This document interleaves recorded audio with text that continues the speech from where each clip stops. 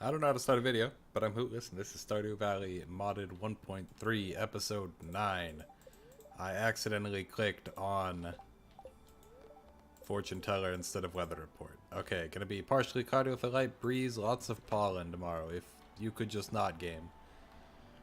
Lucky but not too lucky, I think is what that said. Here's the Clint cutscene.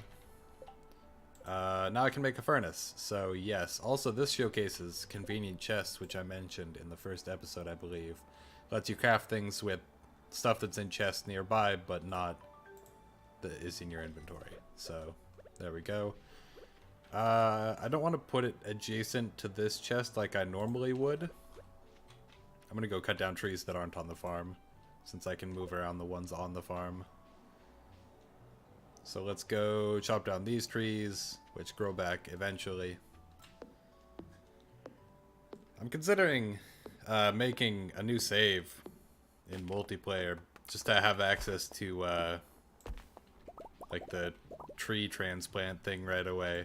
We ended up using the Riverlands farm and also chopping down a lot of the trees that are present on it, so we won't be able to do that as easily. Although, maybe, you know, we can just plant trees, grow them, transplant them.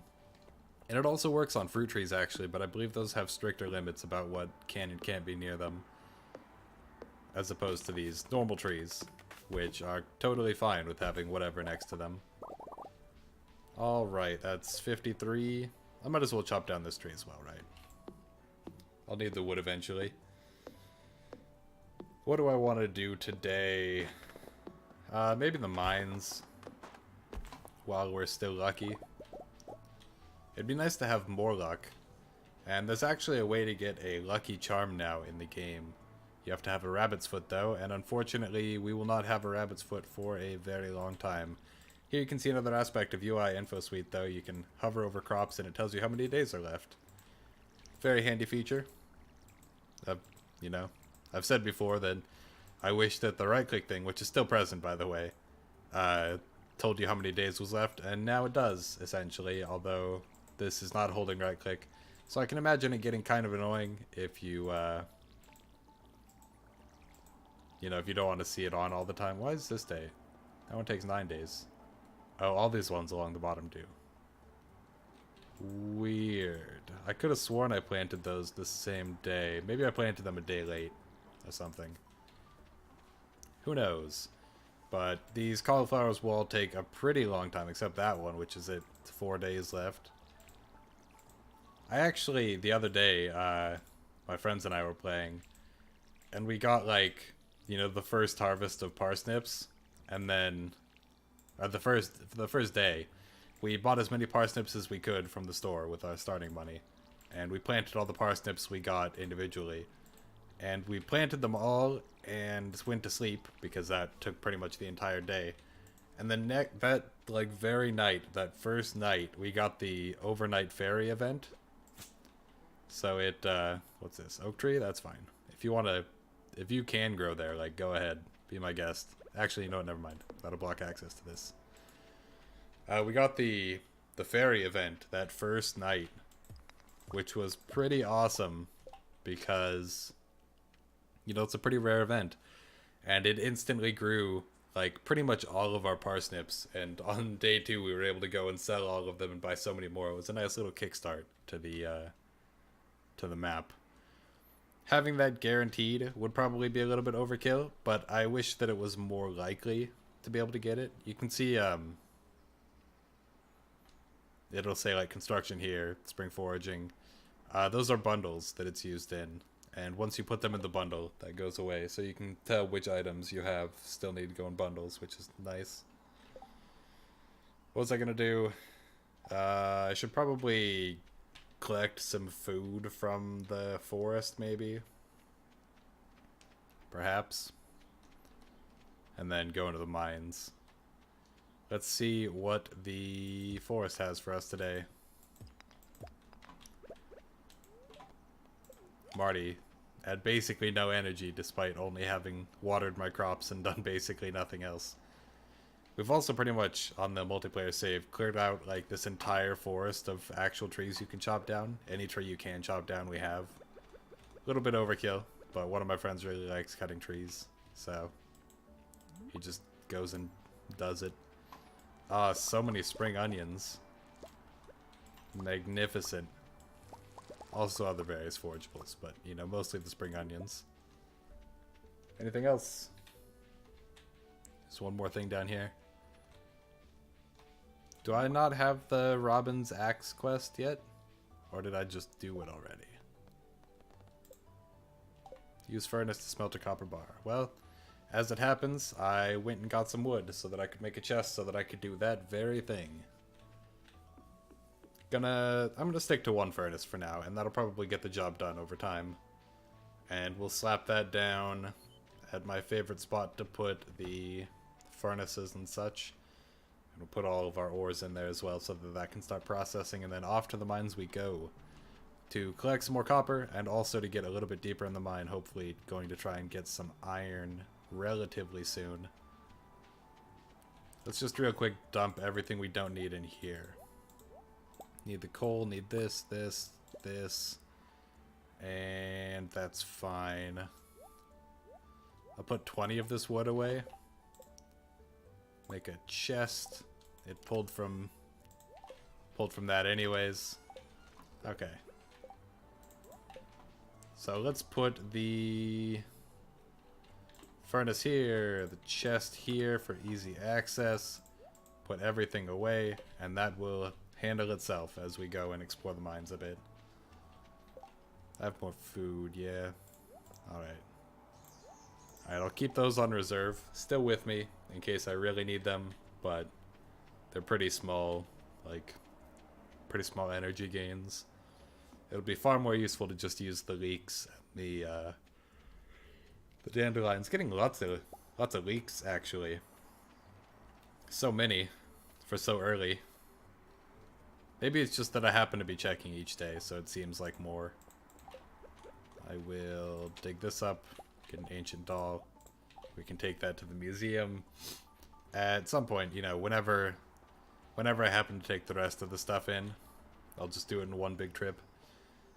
I don't know how long it'll take to get the sewer key. We'll see. I've been getting it pretty quickly on the multiplayer with my friends because we all do a lot of fishing, so as a result we get a lot of chests, and we get a lot of artifacts from the chests and gems and such. Ooh, we're in the cave now.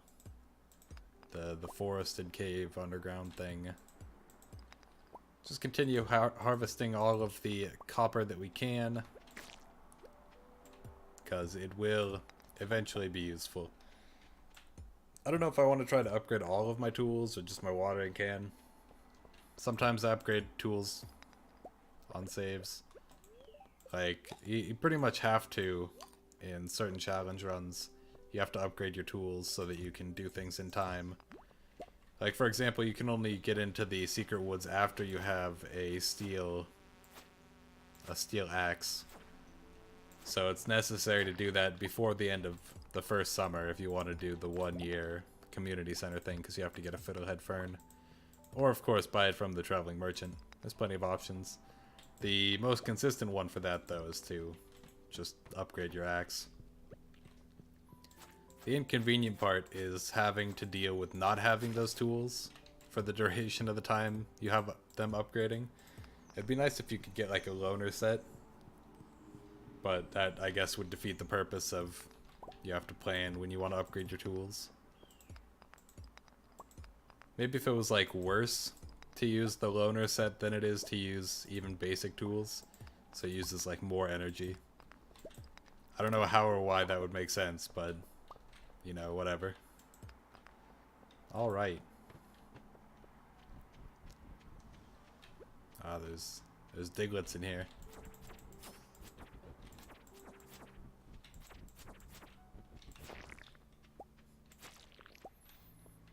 Anything good in a barrel? Nope, just some fiber. That's fine. Like I said, we're basically just here for copper and getting a little bit more progress done in the mines. Gotta take it a little bit easy, don't want to rush into the mines, trying to dive too deep too early. But on the other hand, no, stop that. Now I'll fight you. Fight me in honorable combat. I leveled up. So now I'm level 1 combat. I don't know if we get any benefit from that, really. I guess we'll see. Am I level 1? I could have sworn I already got level 1. Maybe I got level 1 mining. Maybe. So I think you don't get experience from regular rocks unless you get... Oh, there's 2 of them. You don't get experience from regular rocks unless you... Please. Unless you get coal from it. There we go. Alright. Now one of them will leave me alone at least. Perfect. So if you get coal, you get experience. If not, apparently not. Which is interesting to learn, I guess. It's not something you would see normally, because there's not normally an experience display when you're playing. So it's interesting to see what the numbers are behind things. Though I don't know if the mod changes any of the numbers to make it more consistent or whatever, or if it's literally just a display. I would hope it's just a display. You know, it's just meant to be like a utility thing. Shouldn't be modifying anything too heavily. I'm just gonna go down to the next floor. Do you think we can stay and get another 5 floors? It's possible. We'd have to get pretty lucky with the placement of the staircases. Alright, I'll eat a dandelion. And... Whoop, not the leek. Wild horseradish. Oh, so if you get any ores from rocks, it looks like you get experience. Because I got copper from those too. And it gave me experience for both of them. But the geode one that I got on the last floor didn't give experience, so I've got no idea. Alright, I'm too low on energy. I would have to eat so much food to keep going. So instead I'm just going to head back. You know, we reached a checkpoint floor. Gained a little bit of progress. If you just do 5 floors per day, you reach the bottom of the mine in under a season. So, plenty of time. And it's nice to get that extra star drop. And speaking of star drops, I've found out that the achievement for Master Angler, which is supposed to be catching every fish, apparently doesn't check that you've caught the same number of fish that there are in the game in total, and instead it checks it against a static number. So despite the fishing overhaul adding, I think, 1,000 new fish to the game, it still registers the achievement as being at the same number. Is it not in here? What on earth? Weird. But that does mean that when you have caught enough fish to trigger the achievement, it gives you the star drop way before you've caught all the fish or even all the vanilla fish. How you feel about that is up to you. I don't really care. I don't think they can fix it very easily. And it would be ridiculous to make it compared to the total number of fish in the game because, of course, adding 1,000 fish would make you have to catch 1,100 fish with no details on where they can be caught. And that would be ridiculous. Like, way past the challenge run at that point. That would just be impossible because there's no way to know how or when they spawn, or maybe you got a legend that only spawns, like, in the sewers at night during the winter. And you'd have no way of knowing. Alright, I think I'll sell these last few bits. This.